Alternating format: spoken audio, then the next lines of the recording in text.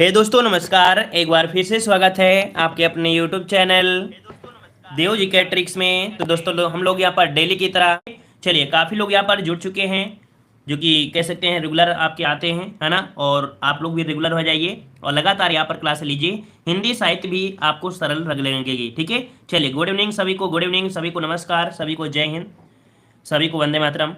चलो स्टार्ट किया जाए, चलो स्टार्ट किया जाए। चलो पहला प्रश्न आपके सामने दिया गया है, कह रहा आपसे द्विवेदी युग का नामकरण किसके नाम पर हुआ था, जो कि हमने पिछली वीडियो में कमेंट भी किया था और लगभग सभी के जवाब बिल्कुल सही आए थे। चलिए बताइए द्विवेदी युग का नामकरण किसके नाम पर हुआ था। जवाब आ रहे हैं ऑप्शन बी।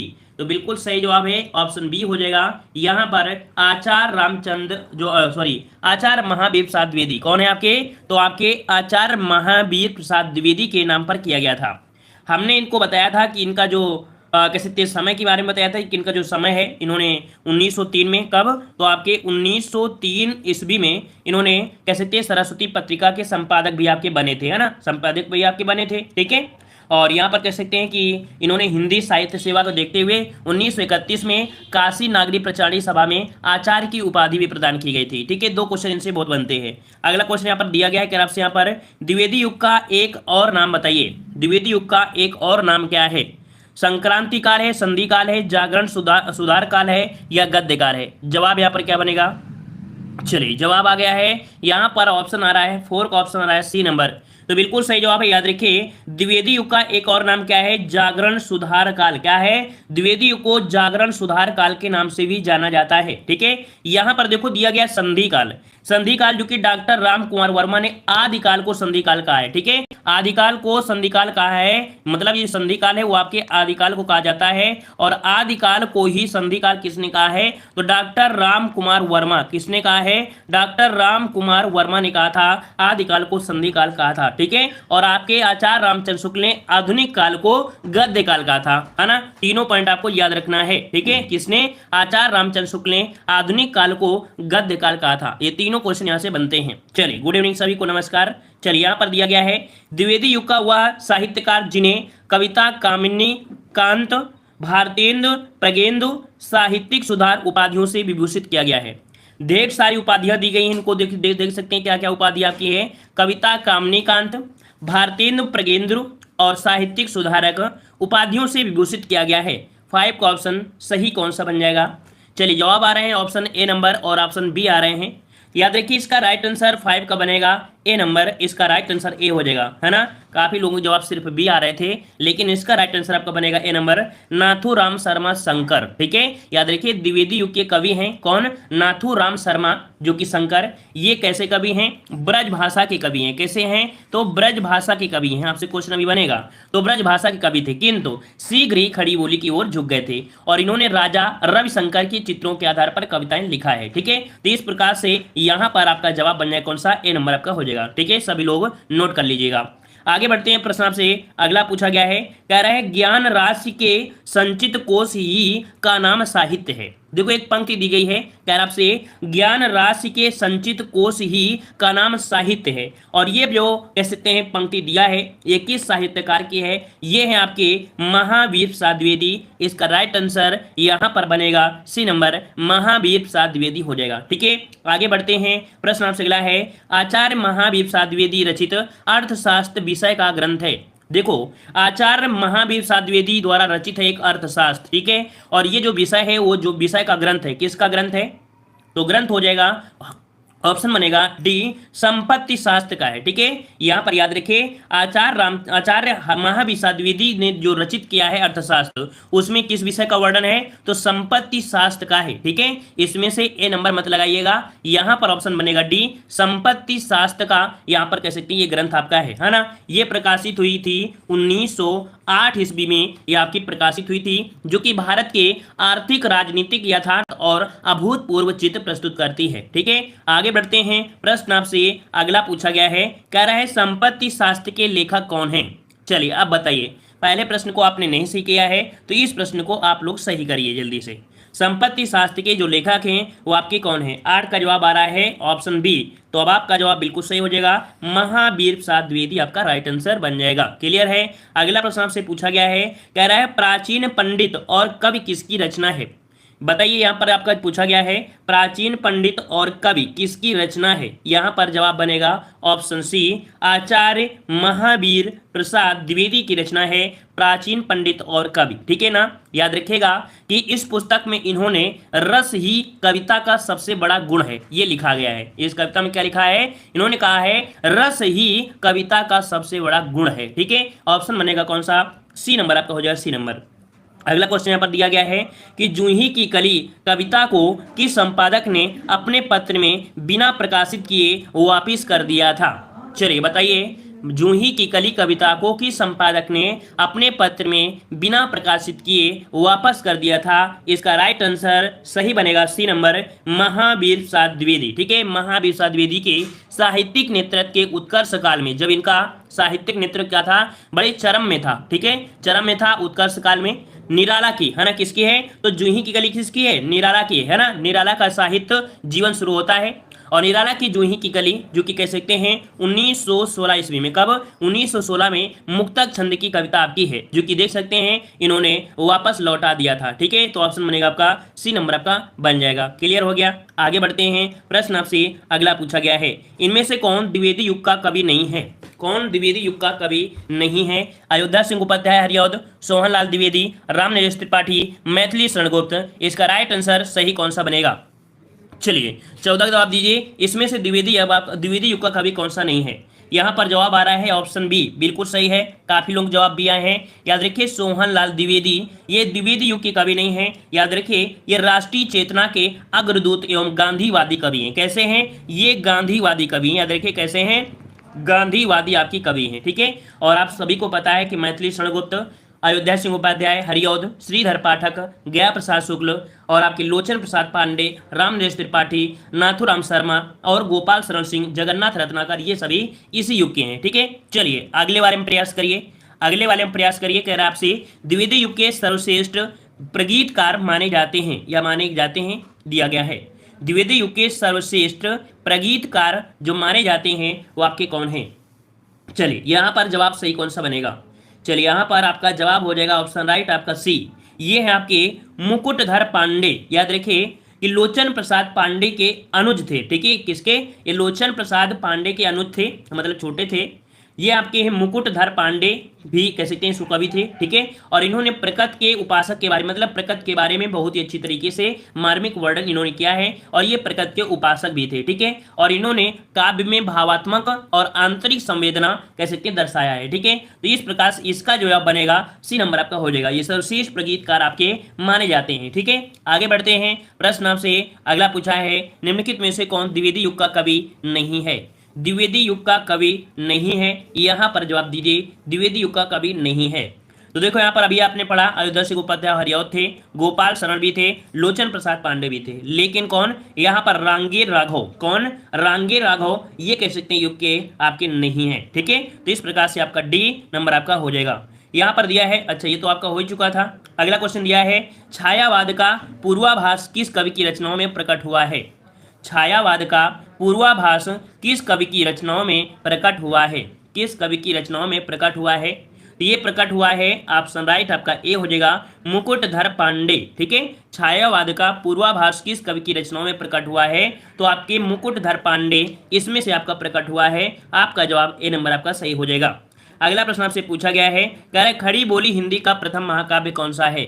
चलिए इसके पहले काफी कठिन थे, अब थोड़े से आप इजी आ जाएंगे, है ना, क्योंकि जब चैप्टर स्टार्टिंग होती है तो क्वेश्चन आपके क्या होते हैं, थोड़ा सा ज्यादा आपके कठिन होते हैं। ठीक है, यहाँ पर बताइए कि खड़ी बोली हिंदी का प्रथम महाकाव्य कौन सा है 19 नंबर में? चलिए जवाब आ रहे हैं, यहाँ पर आपका सी नंबर है, प्री प्रवास आपका जवाब बिल्कुल सही हो जाएगा। ठीक है, प्री प्रवास आपका जवाब बिल्कुल राइट हो जाएगा। अगला प्रश्न आपसे पूछा गया है, कह रहा है प्री प्रवास का प्रथम प्रकाशन किस वर्ष में हुआ था? चलिए यहाँ पर बताइए प्री प्रवास का प्रथम प्रकाशन किस वर्ष में हुआ था? यहाँ पर दिया है 1865, 1914, 1920 और आपका 1922। यहाँ पर आपका जवाब राइट सही बन जाएगा ऑप्शन बी। यहाँ पर आपका 1914। कब? तो आपके 1914 में इसका प्रथम प्रकाशन किया गया था। तो ऑप्शन बनेगा कौन सा? बी नंबर आपका हो जाएगा। ठीक है, चलिए आगे बढ़ते हैं। प्रश्न आपसे अगला पूछा गया है। यहाँ पर आपसे पूछा गया है, कह रहा आपसे कि खड़ी बोली हिंदी का आधुनिक कालीन प्रथम महाकाव्य कौन सा है? खड़ी बोली हिंदी का आधुनिक कालीन प्रथम महाकाव्य कौन सा है? यहाँ पर 21 नंबर का सही जवाब कौन सा बनेगा? चलिए 21 का ऑप्शन आ रहा है बी नंबर, तो आपका बिल्कुल सही है। बी नंबर आपका हो जाएगा प्री प्रवास बन जाएगा। ठीक है, प्री प्रवास। अगला प्रश्न आपसे पूछा गया है, कह रहे हैं हरिऔध के प्री प्रवास महाकाव्य में सर्गों की जो संख्या है वो आपकी कितनी है? ये पूछा गया है, ये प्री प्रवास में जो सर्ग हैं वो कितने सर्गों में आपका डिवाइड किया गया है? इसका राइट आंसर सही क्या बन जाएगा? इसका राइट आंसर आपका बनेगा 23 का ऑप्शन बन जाएगा ए नंबर। आपके 17 सर्गों में, कितने? 17 सर्गों में विभाजित किया गया है, जो कि आपका प्री प्रवास महाकाव्य है। ठीक है, तो आपका जवाब क्या हो जाएगा? यहाँ पर आपका ये हो जाएगा, है ना। और खड़ी बोली का प्रथम महाकवि होने का श्रेय किसे है?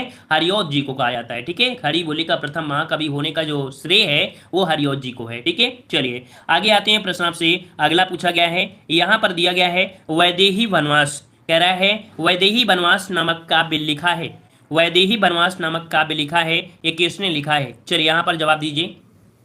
25 का जवाब क्या बनेगा? 25 नंबर में जल्दी से जवाब दीजिए, जल्दी से। ये तो इजी है ना, कई बार आपने पढ़ा है। चलिए यहाँ पर वैदेही वनवास ऑप्शन आ रहा है बी नंबर, और ऑप्शन सी आ रहा है। इसका 25 का ऑप्शन बनेगा बी नंबर। ये आपके अयोध्या सिंह उपाध्याय हरिऔध है। कौन है? अयोध्या सिंह उपाध्याय हरिऔध। ऑप्शन आपका हो जाएगा यहाँ पर आपका बी नंबर। अगला प्रश्न आपसे पूछा गया है, कह रहा आपसे खड़ी बोली में प्रथम महाकाव्य प्री प्रवास के रचयिता कौन है? खड़ी बोली में प्रथम महाकाव्य प्री प्रवास के रचयिता कौन है? जल्दी जल्दी जवाब दीजिए, बिल्कुल इजी क्वेश्चन आपके हैं।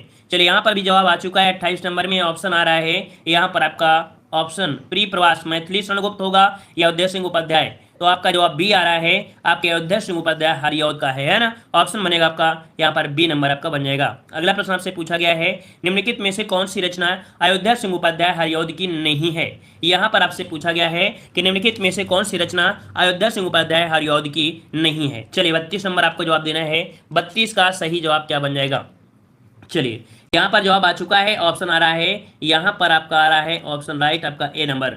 याद रखिए ये आपकी है विचित्र विवाद, क्या विवाह, विचित्र विवाह। ठीक है, विचित्र विवाह ये राष्ट्र भारती देवदूत है ना, देवदूत के आपकी कृतियां हैं। ठीक है ना, तो इसका जवाब बने कौन सा? ए नंबर आपका बन जाएगा। ये अयोध्या सिंह उपाध्याय हरिऔध की नहीं है, ए नंबर आपका बन जाएगा। ये किसका है? देवदूत है। ठीक है, चलिए आगे बढ़ते हैं। प्रश्न आपसे अगला पूछा गया है, कह रहा है द्विवेदी युग की कविता है। द्विवेदी युग की कविता कौन सी है? ये आपसे पूछा गया है। तो द्विवेदी युग की कविता हो जाएगा उपदेशात्मक और आपकी कैसी? इतवृत्तात्मक है। कैसी हैं? तो जो द्विवेदी युग की कविताएं हैं वो आपकी कैसी हैं? तो आपकी उपदेशात्मक हैं और आपकी इतवृत्तात्मक हैं। और डॉक्टर नागेंद्र, कौन? तो डॉक्टर नागेंद्र ने अपनी पुस्तक में लिखा है, क्योंकि एक पुस्तक है हिंदी साहित्य का इतिहास में, लिखते हैं कि द्विवेदी युगीन काव्य को नीरस, नीरस और इतवृत्तात्मक उपदेश ये कहा गया है। ठीक है, तो ऑप्शन बनेगा आपका ए नंबर। अगला प्रश्न आपसे पूछा गया है, कह रहा आपसे मधुप उपनाम से काव्य अनुवाद करने वाले कवि इनमें से कौन है? मतलब कह सकते हैं इन्होंने मधुप नाम से काव्य का अनुवाद किया है। ठीक है, और मधुप नाम से काव्य का अनुवाद करने वाले जो कवि हैं वो आपके कौन से बनेंगे? तो यहाँ पर आपका 37 का ऑप्शन बनेगा, राइट आंसर आपका बी मैथिली शरणगुप्त बन जाएंगे। इसका राइट आंसर बी हो जाएगा, जो कि लगभग सभी का जवाब यहाँ पर राइट आ गया है। चलिए काफी लोगों ने इस प्रश्न का तो जवाब बिल्कुल सही दे दिया है। तो आगे बढ़ते हैं। प्रश्न आपसे अगला पूछा गया है, कह रहा है भारत भारती का प्रकाशन किस वर्ष में हुआ था? 38 नंबर जवाब देना है। 38 का सही जवाब क्या बन जाएगा? भारत भारती पूछा गया है, क्या कह रहा है? भारत भारती का प्रकाशन किस वर्ष में हुआ था? 1912, 1914, 1916, 1918। राइट आंसर आपका बनेगा यहाँ पर ये नंबर 1912 में। ठीक है, 1912 में भारत भारती का प्रकाशन हुआ था। 1900 कब? तो 1912 में किया गया था। ठीक है, जो कि देख सकते हैं राष्ट्रीय भावनाओं से कह सकते हैं ओतप्रोत आपका था। ठीक है, भारत भारती प्रकाशन जो कि 3 खंडों में है। ठीक है, भारत भारती प्रकाशन कितने खंडों में है?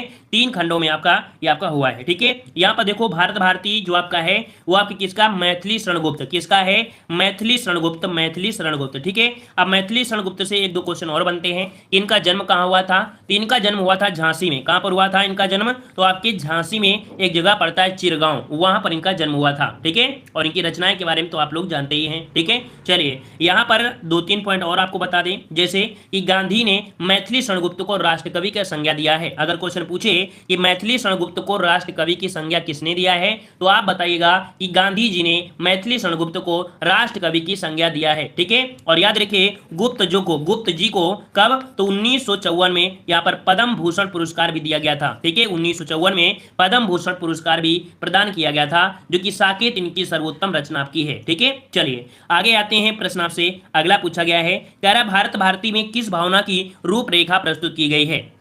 चलिए, भारत भारती में किस भावना की रूपरेखा प्रस्तुत की गई है, यहां पर आपको जवाब देना है। चलिए यहां पर देना है, और आपका जवाब यहां पर कुछ लोगों का आ रहा है, कह रहे इसका राइट आंसर 39 का बनेगा बी, राष्ट्रीय भावना। कैसी है? राष्ट्रीय भावना है, जो कि लगभग सभी का जवाब आ रहा है। ठीक है, देखो यहां पर जो आपके कह सकते हैं, आपके कौन है राष्ट्र कवि है? मैथिली शरणगुप्त। ठीक है ना, तो इनकी कई आपकी रचनाएं हैं, जैसे आपका हिडिंबा है, अर्जुन विसर्जन है, कावा करबला है। ठीक है, ये आपकी हैं, और यहाँ पर यशोधरा नायिका, गौतम बुद्ध की पत्नी, मतलब इन्होंने कई नाटक किया है। चलिए देखते हैं, शायद मिल जाए और क्वेश्चन आपके यहाँ पर दिया है। राजपूत आन की कथा है, राजपूत आन की जो कथा है वो आपकी कैसी कथा है, यहाँ पर पूछा गया है।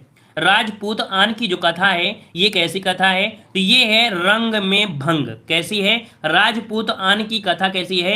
रंग में भंग है। मतलब कह सकते हैं कि ये मैथिली शरणगुप्त की, समझिएगा ये प्रश्न कह रहा आपसे कि मैथिली शरणगुप्त का प्रथम पुस्तक कौन? तो ये कह सकते हैं मैथिली शरणगुप्त की प्रथम पुस्तक थी। ठीक है, क्या थी? प्रथम पुस्तक थी रंग में भंग, और इसका प्रकाशन जो आपका किया गया था वो आपके 1909 ईस्वी में हुआ था।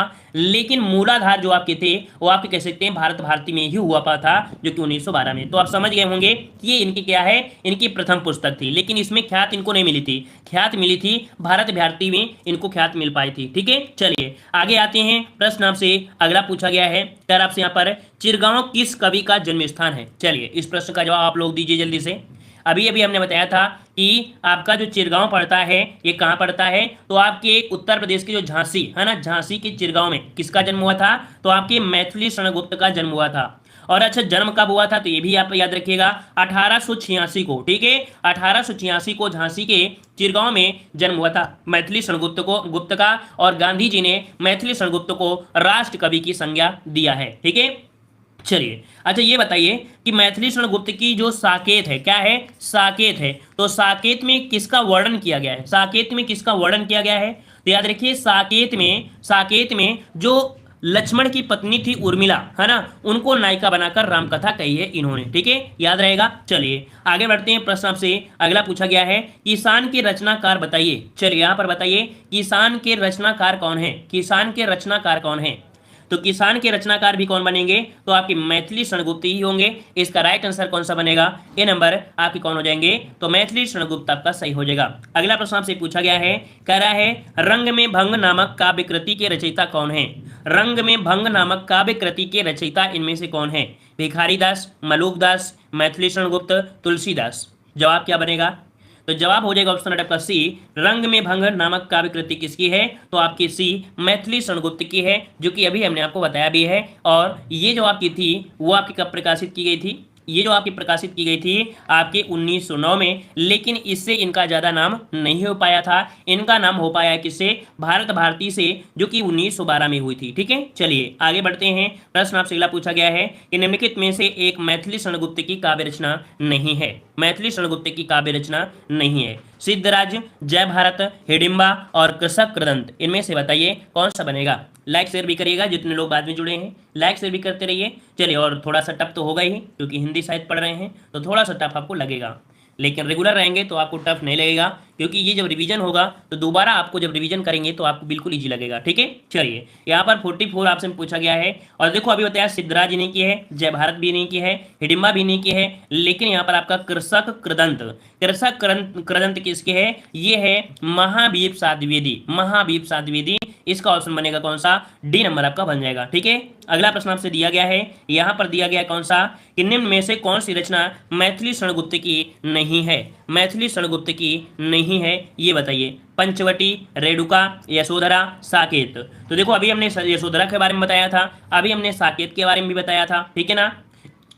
पंचवटी भी इन्हीं की आपकी है, ठीक है, पंचवटी भी इन्हीं की है, ठीक है, और जयद्रथ वध भी इन्हीं का है, कुणाल भी इन्हीं का है, यशोधरा भी इन्हीं का हो गया, ठीक है, काबा और करबला भी इन्हीं का है, सिद्धराज भी इन्हीं का है, जय भारत भी इन्हीं का है, ठीक है, और किसान भी इन्हीं का है। लेकिन रेणुका, रेणुका इनकी नहीं है। रेणुका किसकी है, रेणुका है जो कि देखो सब लोगों का जवाब आ रहा है ना। देखो इजी वाला क्वेश्चन आप तुरंत सॉल्व कर दिए, और ये क्वेश्चन पूछा जाता है रामधारी सिंह दिनकर का है, किसका है, रामधारी सिंह दिनकर की है, जो कि आपके रेणुका है। क्लियर हो गया, ये भी पॉइंट आपका यहाँ पर क्लियर हो गया होगा, है ना। चलिए अच्छा, यहाँ पर जो आपका दिया गया है अगला क्वेश्चन कह रहा आपसे यहाँ पर, इनमें से मैथिली शरणगुप्त की रचना नहीं है।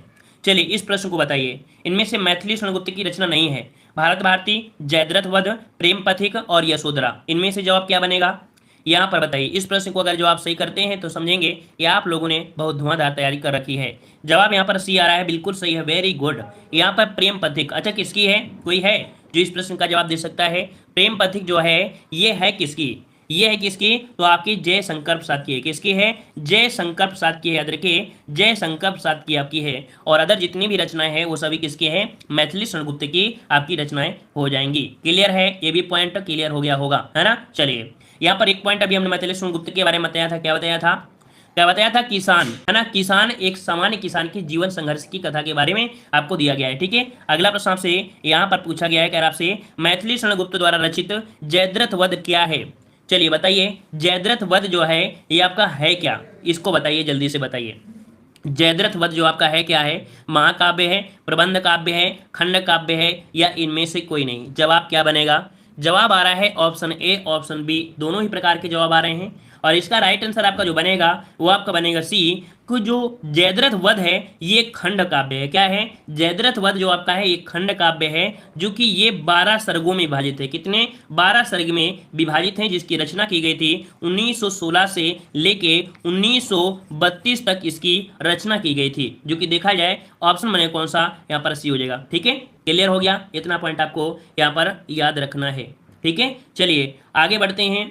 अच्छा 1916 में नहीं, यहाँ पर मत करिए, देखो इसको, इसका जो प्रकाशन हुआ था जयद्रथ वध का, इसका जो प्रकाशन हुआ था वो 1910 में हुआ था। ठीक है, 1910 याद रखिए, इसको 1910 याद रखना है। ठीक है, 1910 में याद रखना, ठीक है, 1910 में। अगला प्रश्न आपसे पूछा गया है, उसका जो क्वेश्चन बनेगा, कह रहा है साकेत महाकाव्य का सर्वाधिक मार्मिक सर्ग कौन सा है। साकेत महाकाव्य का सर्वाधिक मार्मिक सर्ग कौन सा है। चलिए साकेत, अब यहाँ पर पूछा गया है साकेत। देखो जयद्रथ वध है, इसका प्रकाशन 1910 में हुआ था, है ना। लेकिन जो साकेत है, साकेत का प्रकाशन, ये जो आपका रचना काल है वो 1916 से 1932 में आपका है। ठीक है, दोनों पॉइंट में ये अंतर था आपका। यहाँ पर बताइए, साकेत महाकाव्य का सर्वाधिक मार्मिक सर्ग जो आपका है ये माना जाता है कौन सा, नवम सर्ग, मतलब ऑप्शन बनेगा यहाँ पर आपका डी नंबर आपका हो जाएगा। और साकेत के बारे में अभी हमने आपको बताया है कि साकेत में जो केंद्र बिंदु माना गया है वो उर्मिला को माना गया है। किसे, तो आपकी उर्मिला को माना गया है, जो कि लक्ष्मण की पत्नी है, उनका मेन बिंदु उन्हीं को यहाँ पर रखा गया है। ठीक है, तो इस प्रकार से जवाब क्या हो जाएगा, डी नंबर आपका हो जाएगा। ठीक है, नवम को इन्होंने ज्यादा से ज्यादा फोकस किया है इसमें से। अगला प्रश्न आपसे पूछा गया है, क्या आपसे यहाँ पर, कि साकेत की कथा का मुख्य संबंध किसके चरित्र विकास से जुड़ा हुआ है। चलिए यहाँ पर बताइए सही क्या हो जाएगा। चलिए यहाँ पर बताइए, साकेत की कथा का मुख्य संबंध किसके चरित्र विकास से जुड़ा हुआ है। यहाँ पर जवाब आ रहे हैं, कुछ लोगों के जवाब भी आ रहे हैं, कुछ क्या सभी के जवाब बिल्कुल सही आ रहे हैं। हमने बताया है कि पूरे वीडियो में हो सकता है एग्जाम में एक क्वेश्चन मिले या दो क्वेश्चन मिले, जरूरी नहीं होता है कि वो क्वेश्चन आपको कठिन ही मिले। हो सकता है कि आपके इस चैप्टर से हो सकता है एक बिल्कुल सी क्वेश्चन ये पूछ ले कि साकेत में किसका वर्णन हुआ है, तो जैसे ये क्वेश्चन है ना, तो जरूरी नहीं होता है पूरा वीडियो का ही क्वेश्चन आपको एग्जाम में मिलेंगे। वहां पर एक क्वेश्चन भी मिल गया तो हो सकता है वो क्वेश्चन आपको सरल मिल जाए, है ना, आपका रिवीजन हो गया और आपने रिवीजन कर लिया तो आपका इजी हो जाएगा। ठीक है, तो यहाँ पर 49 का ऑप्शन कौन सा बनेगा, बी, लक्ष्मण और उर्मिला से जुड़ा हुआ है ना। साकेत की कथा का मुख्य संबंध किससे है, उर्मिला और लक्ष्मण के चरित्र से जुड़ा हुआ है। ठीक है, जो कि मैथिली शरणगुप्त का सर्वश्रेष्ठ काव्य यही है ना। तो इस प्रकार से आपका हो जाएगा। क्लियर हो गया, आगे बढ़ते हैं। प्रश्न आपसे अगला पूछा गया है, क्या आपसे यहाँ पर द्विवेदी युग के संपूर्णता प्रतिनिधि कवि कौन है। यहाँ पर पूछा है द्विवेदी युग के संपूर्णता प्रतिनिधि जो कवि हैं वो आपके कौन हो जाएंगे। यहाँ पर आपका जवाब पूछा गया है और आपका जवाब क्या बनेगा, सभी का जवाब बिल्कुल 100% राइट है और 100% लोग जुड़े हुए हैं, है ना। और भाई 100% आप लोग लाइक भी कर दीजिए तो अच्छा लग जाए। जितने लोग जुड़े हैं उतने लोग लाइक भी करिएगा क्योंकि 100% जवाब भी सही है। यहाँ पर ऑप्शन सी आपके मैथिली शरणगुप्त, ठीक है, मैथिली शरणगुप्त है, यहाँ पर आपका सी हो जाएगा। जो कि आचार्य रामचंद्र शुक्ल ने हिंदी साहित्य के इतिहास में लिखा है कि गुप्ता जी की, है ना, या गुप्त जी की प्रतिभा सबसे बड़ी विशेषता है इस समय की, ठीक है। तो ये प्रकाश आपका जवाब हो जाएगा। अगला क्वेश्चन यहाँ पर दिया गया है, जो कि आपका अगला युग आ गया है, कौन, छायावाद युग आपका आ चुका है। कौन सा है, छायावाद युग में हम लोग आ चुके हैं। जो कि क्वेश्चन दिया है, छायावाद शब्द का सर्वप्रथम प्रयोग किस आलोचक ने किया था। यहाँ पर है मुकुटधर पांडे, आचार्य रामचंद्र शुक्ल, हरजय प्रसाद द्विवेदी या नामवर सिंह। इस प्रश्न का जवाब आप लोग कमेंट बॉक्स में कमेंट करिएगा। जैसा कि डेली लास्ट क्वेश्चन आप लोगों के लिए कमेंट में होता है और अगला जो टॉपिक स्टार्ट होगा, मतलब कल की जो क्लास होगी वो यहीं से स्टार्ट होगी, छायावाद युग से, है ना। हमने आपको बता दिया है कि पूरे वीडियो में अगर आपको 50 प्रश्न मिले हैं तो 50 प्रश्न में आपको 40 प्रश्न या हो सकता है 35 प्रश्न आपको बहुत कठिन लगे हों, लेकिन 15 क्वेश्चन हो सकते हैं आपको सरल लगे हों, लेकिन हो सकता है उन्हीं 15 क्वेश्चन में आपके एग्जाम में क्वेश्चन आ जाए, है ना। तो ऐसा नहीं है कि कठिन कठिन प्रश्न आपके एग्जाम में आते हैं, सरल प्रश्न भी आपके आते हैं, जो कि आप दे सकते हैं। ये पूछे हुए प्रश्न हैं, कभी सरल भी हैं और कभी कठिन भी हैं, है ना। तो कभी घबराना मत चाहिए कि हाँ कठिन आ गया है तो हम ना पढ़े, भाई कठिन को भी पढ़ो, क्योंकि बुरा वक्त सभी के साथ आता है ना। चाहे वो बहुत रईस हो चाहे बहुत गरीब हो, बुरा वक्त सभी के साथ होता है। वैसे पढ़ाई में भी है, बुरा वक्त बहुत होता है और कह सकते हैं अच्छा भी होता है। एग्जामिनर भी बहुत कठिन प्रश्न रखते हैं और इजी भी रखते हैं, ठीक है। अगर आपकी किस्मत बहुत अच्छी होगी तो हो सकता है कि बिल्कुल इजी क्वेश्चन आपसे पूछ लिए जाएं। तो घबराइएगा मत, आपकी किस्मत के ऊपर डिपेंड होता है कि आपने कितनी मेहनत किया है और आपने कितनी किस्मत है ना। किस्मत और कह सकते हैं मेहनत दोनों ही यहाँ पर कार्य करती है, ठीक है। तो चलिए आगे, लाइक शेयर सभी लोग करिएगा और साथ में जो लोग चैनल नए हैं चैनल को सब्सक्राइब करिए, थ्योरी वाली वीडियो भी देखिएगा, ठीक है। जय हिंद, वंदे मातरम।